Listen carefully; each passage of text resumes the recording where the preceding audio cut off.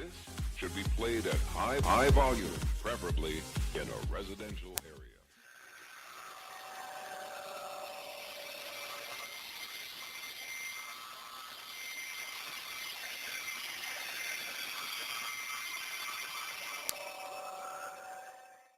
Thank you. Elsewhere, Mark Cuban has been accused of racial discrimination and sweeping a threat of violence against African Americans under the rug. Michelle Newsom and her attorney announced on WBAP they have filed a request for a deposition against Cuban.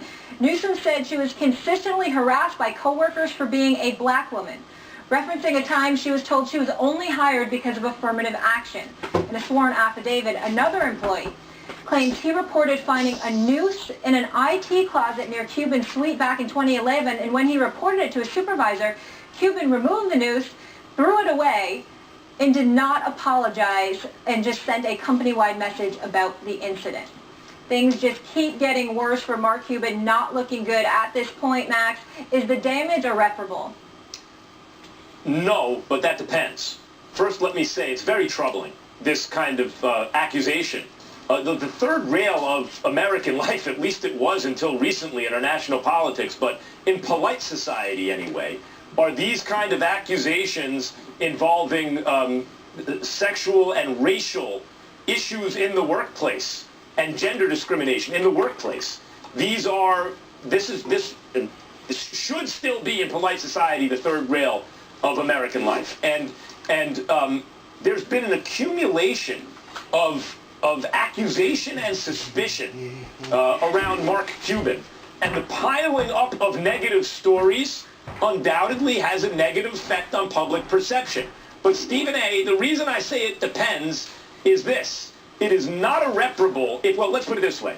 The reason there's a negative perception is because even if these things aren't proven, at this point, much of this is hearsay, the idea out there is where there's smoke, there's fire. Well, I can't disagree with that. The deluge of negativity that's been aimed in his direction over the last few months is incredibly alarming.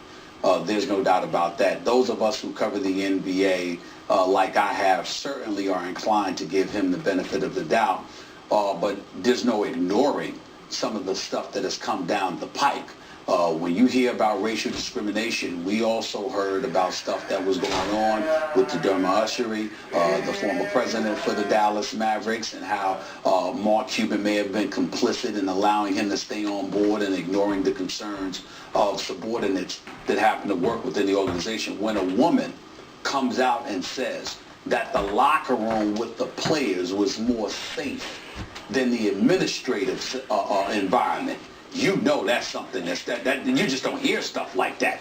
Being around players in a locker room, young men who are playing the game of basketball was more safe and comforting and respectful than the administrative and business environment of a franchise. That's an incredibly alarming thing to have said about your organization.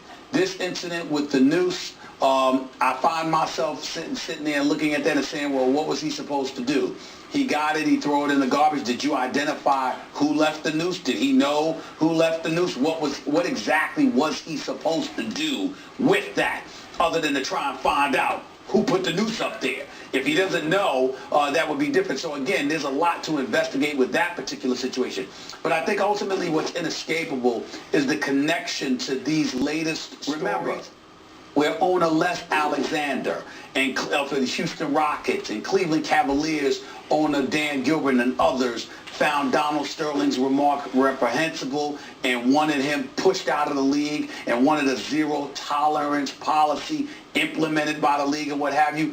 Even though Mark Cuban was definitely vehement and emphatic in his assertions of how disgusting Donald Sterling's rhetoric was with that little tape that he had with his girlfriend and mistress rather, and he was talking about Magic Johnson too.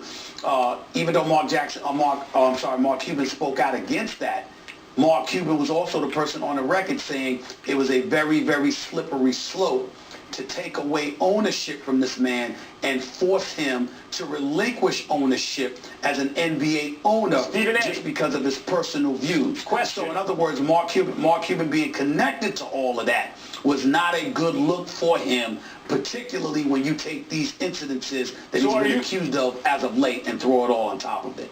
What I'm inferring from what you're saying, correct me if I'm wrong, is that, or are you saying that stance by Mark Cuban suggests maybe that he felt that there would be some grounds to take away his franchise at some point, and so he defended an owner who found himself in some hot water because he realized his own behavior could land him in hot water one day? Well, I'm saying in part, some people can look at it that way, but the other thing is that the fact that he did not believe Donald Sterling's comments necessarily warranted expulsion from the league as an owner.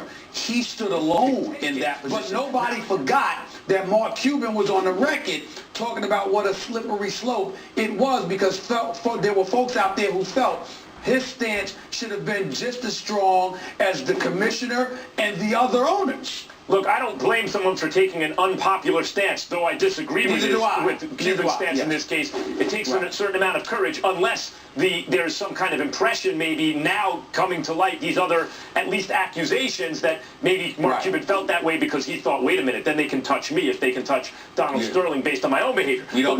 Let's give Mark Cuban the benefit of the doubt, which I'd like to do, even though the accusations at least are piling up, right? He's liked around the sports community if you interact with him. I've enjoyed my interactions with him throughout the years. So have I. And he seems candid. You appreciate the candor, like a regular guy who wound up as a billionaire and owning a sports team. But something is going to have to give here. And I said, when we ask, is his reputation irreparably damaged? I would say this. The part that will be irreparably damaged is this carefully cultivated, maybe, image, brand of his being a hands-on, approachable boss, right? As though his organizations, he knows what's going on because he rolls up his sleeves and he gets in there. Because in order to defend himself from some of these accusations, he is going to have to say, I wasn't aware. Not like I was negligent in terms of it coming to me, me being aware of it, and me handling it improperly. I just wasn't aware. So the idea of him being a hands-on boss might be irreparably damaged. He backs up from this in any way, he looks more guilty. Yeah. Not less, not more innocent. And that's where this becomes a relatively dicey situation, because usually particularly when it involves legal matters, you got to hunker down, be quiet, and let the process take on a hold of its own. But in this particular case, because of his reputation, his willingness to speak truth to power, and to be uncharacteristically candid for an owner and upfront and censor, the fact that all of a sudden he would get quiet and suddenly you can't find him, or he doesn't really have much to say about it, to answer direct charges against his personal character. Because make no mistake, that's what's going on here. They're attacking him. It's not just the organization. They're saying Mark Cuban by name. People are wanting to depose Mark Cuban by name. Mark Cuban doesn't have a reputation for somebody that's willing to back up from such things. He doesn't need to have that now. He needs to be